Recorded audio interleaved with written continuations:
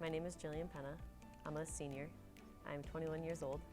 I'm from North Branford, Connecticut, and I'm a member of the women's track and field team here. I'll be graduating this spring with my bachelor's in health science, and I will be pursuing my master's in sports and entertainment management. Came in a 400-meter runner or a quarter miler. I also usually run in the 500-meter during indoor, and sometimes I run in the 200-meter dash, and I'm a member of the 4x4. However, this year things changed up a little bit, and I'm going to be competing as a multi, so I'll be competing in the pentathlon and the heptathlon. The thing about track in general is I just love running. But my favorite thing about track here is I love my team, I love my coaches, I like the environment. I mean, Southern has definitely pushed me as an athlete and as a person. I think if you asked me as a freshman if I would ever be competing in the multi-event or be where I am today as far as track goes, I don't think I would have told you yes. I don't think I would have ever in a million years imagined I'd be able to do this, but I guess my coaches see something in me and trust me to take on that role because we don't actually have any other women multi at this point, so I'm very excited for that. I have 4 siblings, which there's 5 of us, and usually people are like, oh wow, when I say that there's 5 of us, so I'm the 3rd child. I'm directly in the middle. I have 2 older siblings and I have 2 younger siblings. My older brother played football, my older sister swam and danced. I also spent a good portion of my life dancing. Just growing up, everyone was always up and out of bed early. My mom always made sure of that. Go to school, get good grades, that was the most important thing. For us, it was if you want to keep doing your extracurriculars, you need to show me that you're doing well with your schoolwork too, and that was very motivational, especially because I loved dancing and I loved everything that I did. I started dancing when I was 3 years old. I was part of a studio that also did competition dance, so I started competing when I was 6 years old, and I continued to do that until I was, I want to say 13 years old. That was my last year of competitive dance. You know, I grew up at a studio where tap was something that we were kind of known for. We would send people to like the World Tap Championships in Germany, and so that's what I always loved the most. But I was actually at a dance competition when I was probably around 7 or 8 years old, and there was a ballet piece, and I was watching it in the audience with my mom, and I was like, I want to do that.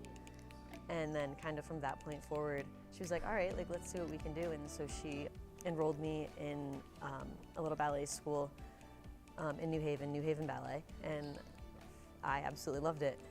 And so by the time I was probably like 11 or 12, I was like, I really love this. Like, this is something that I want to keep doing forever. And that's kind of when I started transitioning into taking ballet more seriously. You know, doing competitive dance and ballet is expensive, and you have to take into account I also have 2 other sisters who also dance, and I have older siblings, and so it got really expensive, and it got to the point where my mom was like, I think we're gonna have to choose, and I was offered a scholarship to start training full-time at the ballet school, and that kind of helped make the decision for me, and I was like, okay, yeah, I'm gonna do this. And so kind of from there, it just kept progressing. I spent just about every hour of every day in the summertime and on the weekends in the studio and during the school year, after school, all day, every day, and I never really got sick of it.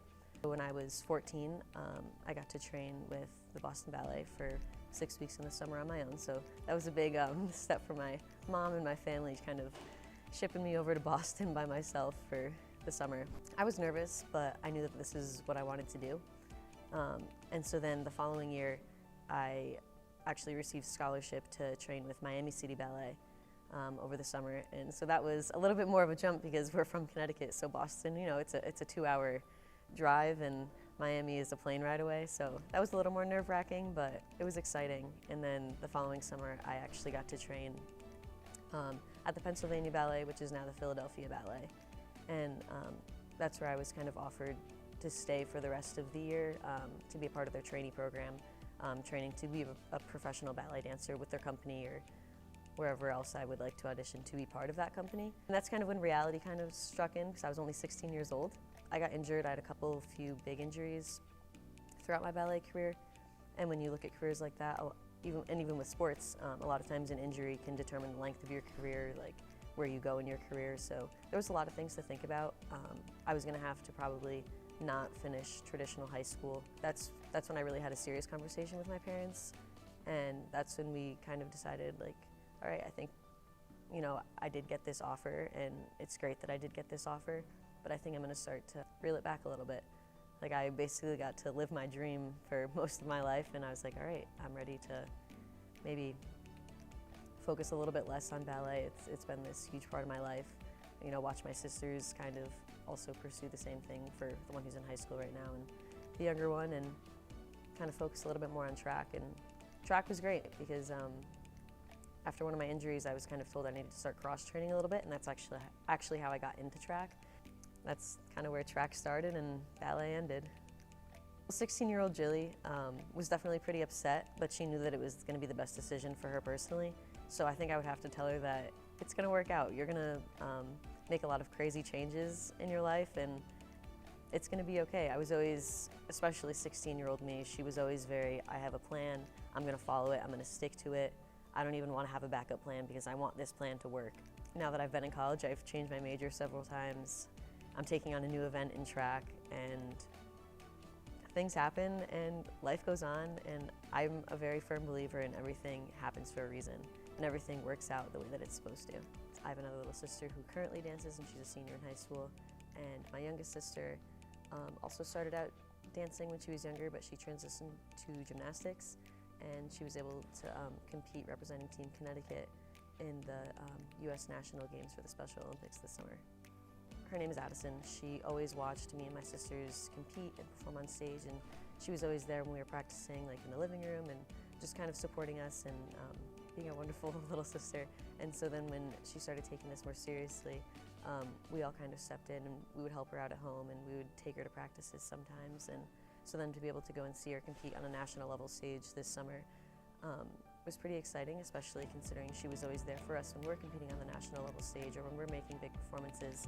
So to step back and be the person in the audience watching that, or in like the spectator section watching that, instead of being the one who's being watched, it was different, but it felt really good. It was exciting to see her accomplish something that she's worked so hard for. I think I've learned that no matter what, just always believe in yourself, because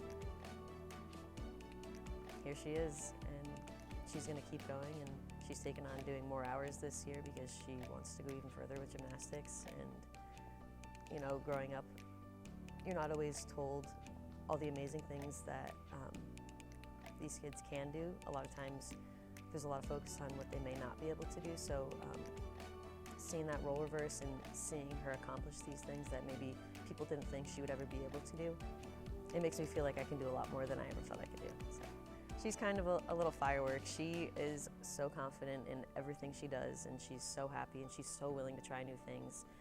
She always puts herself out there, and even when things don't go her way, she just very quickly puts it behind her, and it's kind of like all right, let's keep going. So I'm proud of her.